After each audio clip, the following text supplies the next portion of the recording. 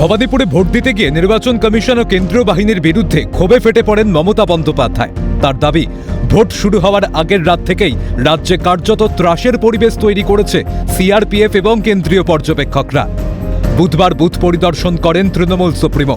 সন্ধে কালীঘাটে বগলামুখী মন্দিরে যান তিনি। মন্দির ঘুরে এসে নির্বাচন পরিচালনা নিয়ে তার গলায় ঝরে পড়ল নজিরবিহীন ক্ষোভ। বিজেপিকে নিশানায় রেখে বললেন, আসলে ওদের ভোটার নেই, তাই ভরসা কেন্দ্রীয় বাহিনী। ওদের উপর নির্ভর করে এজেন্টরা কাজ করছে। আসলে ওদের তো নেই, ভোটার তো নেই, ওই কেন্দ্রীয় বাহিনীকে দিয়ে রিক করা ধান্দা, কেন্দ্রীয় বাহিনীর উপর ডিপেন্ড করে এজেন্টের কাজ করছে। একাধিক উদাহরণ দিয়ে কেন্দ্রীয় বাহিনীর বিরুদ্ধে অত্যাচারের অভিযোগ আনেন মমতা। বলেন, সিআরপিএফ গুন্ডামি করেছে। গণতন্ত্রের নামে এমন ভয়াবহ অত্যাচার আগে কখনো দেখেননি বলে খোঁচা মমতার। পাশাপাশি মোদি অমিত শাহকে এক জোকে পিঠলেন তৃণমূল সুপ্রিমো। স্লো ভোট নিয়েও তোপ দাগেন মমতা। সেন্ট্রাল যত ভোট মানে ওরা যা অত্যাচার করেছে কাল সারা রাত ধরে, আমি তো তোমাদের সকালে ছবিও দেখেছি, চারিদিকে অত্যাচার করে বেড়াচ্ছে। ইভেন তোমাদের সময়ও ইনস্ট্রাকশন আছে, তারা কিন্তু গোপন পায় ভোট দেয়, এমনকি মালদা 10 পর্যন্ত ভোট দেয়।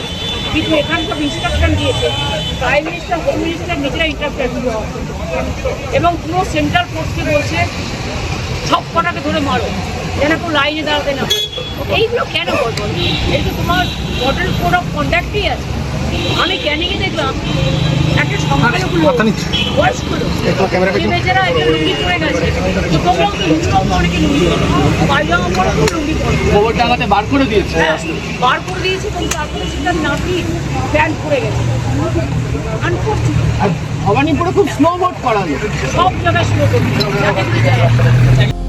তবে সমস্ত প্রতিকূলতা সত্ত্বেও তৃণমূল কংগ্রেসের চতুর্থবার ক্ষমতায় আসা নিয়ে মমতা বন্দ্যোপাধ্যায় পুরোপুরি নিশ্চিত।